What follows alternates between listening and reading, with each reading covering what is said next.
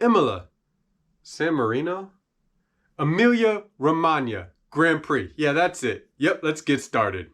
Yep, so I won't make you wait for all the juicy details. Max Verstappen, yes, that's right, Red Bull's own driver's champion, took first place in the first sprint race of 2022. That's right, Charles Leclerc split the Red Bulls with Perez taking third place. Yes, this is F1 P1 Life. I'm your host, Sean Kilburn. The lights are on. Away we go. So with just over 10 minutes to go in the end of FP1, there was a glimmer of hope for Carlos Sainz. Yeah, that's right, number 55. He had a 1.7 second gap over, I believe, Charles Leclerc. And of course, it wasn't going to stay that way with that kind of gap, but it was certainly possible that he might have been able to hold out some of that pace and still stayed on top. Despite many spins from Charles, however, he was able to come out on top. And respect, I'm sure those spins was all of him hunting and trying to gain knowledge as far as how the track was gripping up and so forth. There was some rain, of course. And of course, Max in third. He was great in the wet, always is. And there's talks of the RB team having fixed some of their current woes. Now, that remains to be seen. Of course, this was just qualifying pace, so we'll have to see as far as reliability what that means. But perhaps some of those upgrades helped in performance as well. Norris went into a spin at Aqua Minerale, causing a momentary red flag. Soon as it came up, he was able to reverse, which I was surprised, especially in the wet, but perhaps the rain helped to pack down some of those pebbles. I believe he was also reversing slightly downhill, so I'm sure that helped a bit. And I'm sure the McLaren garage was happy about that. And then soon after, Bottas followed up in the same spot, and whew, just inches from the barrier after his 360. And I am sure that the Romeo garage was very relieved about that one. Impressive, I will say, with Ferrari not having done any changes this weekend, with a lot of other teams doing the same. But then again, you only have an hour for practice before you go right into qualifying. And there was rain, you know what I mean? So how much can you really dial all that new stuff in? And do you really want to mess up a car that's already race leading and full of pace? Probably not so much, right? May I mention, Aston really needs to show up. Fourth outing and no points behind Williams that was managing to actually nab a point. Long season ahead, but for sure, before long, it won't be that long. And it would be horrendous for them to finish last, and terrible for me, because I put them fifth in the constructors for this season as a prediction. Whew, oh, SK, what are you doing?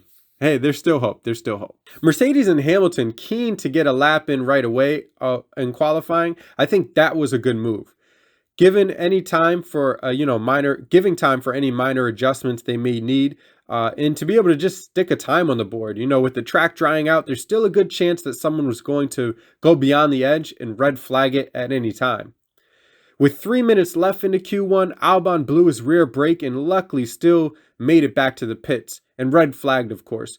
Williams needs to lock down that reliability.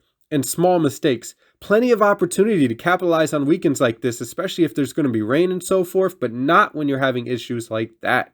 Mercedes, with 5 minutes left in Q1, finally went P7 and P8, and wow, the porpoising on the pit straight is so aggressive. They must be nervous about losing the P3 kind of pace that they have in their race pace and not trying to chase after reducing that porpoising.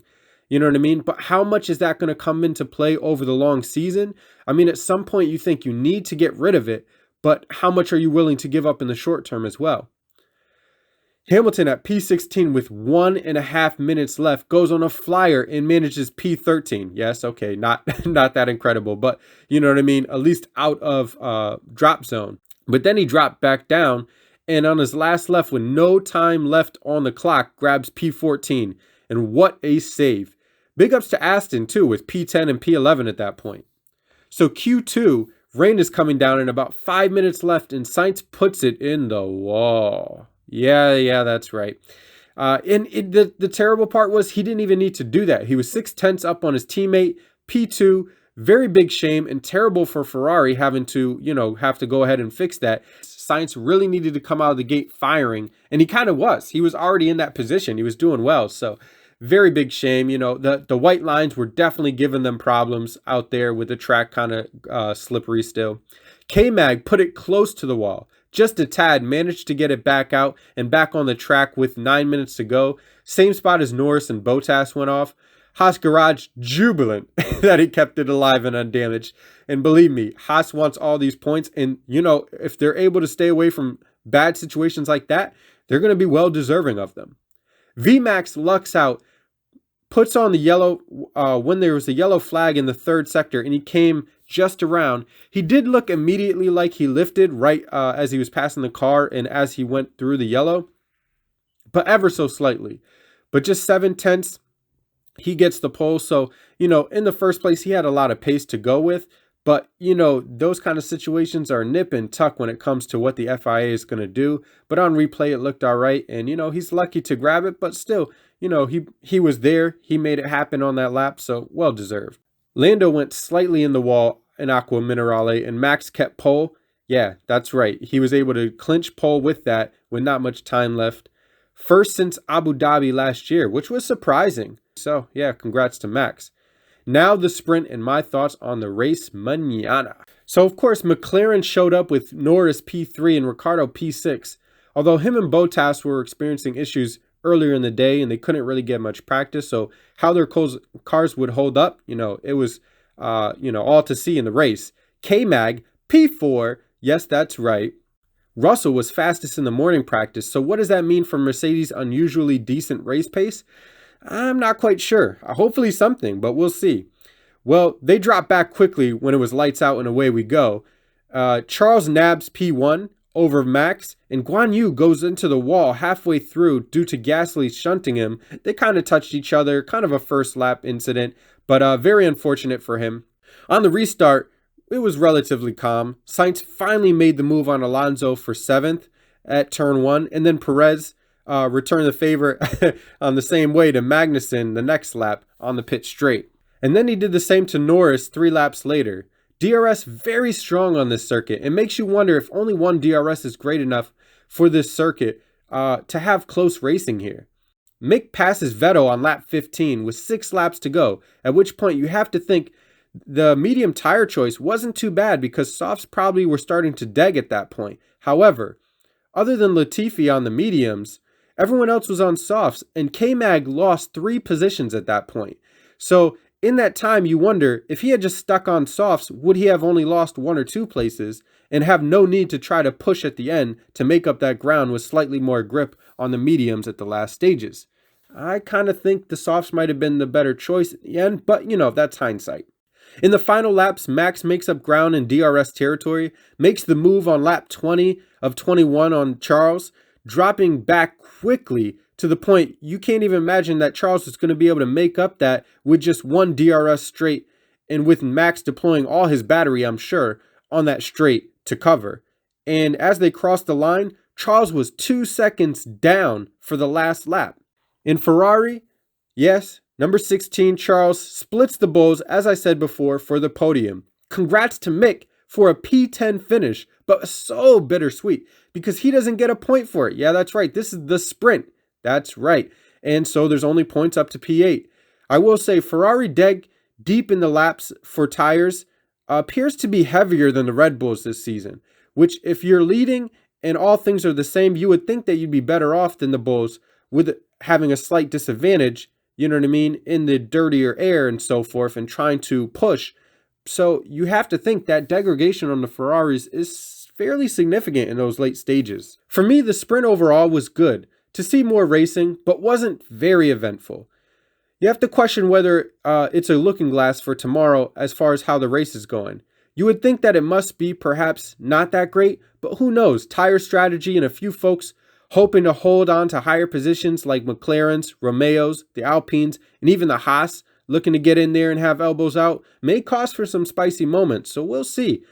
I also question whether the battle between Max and Charles, will be that difficult tomorrow. It's getting to the point where the points are really starting to matter. Things are starting to heat up a little bit. It's Ferrari territory, and Charles may be wanting to hold on to some of those points. So will they kind of come into contention? And now I'm not trying to spar on the same kind of thing that went last year between Max and Hamilton. You know, are they going to hit every single race, that sort of thing.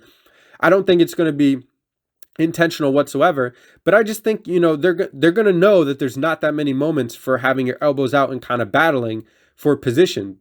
You know, all things considered, maybe tire deg will come into it, but if that's the case, it might be kind of tight for track position and it might just happen. And of course, Max might just run away with it, you know, because he did have some gear sync issues when he was coming off the start of the sprint. So perhaps he just runs away with the whole thing and goes uncontested.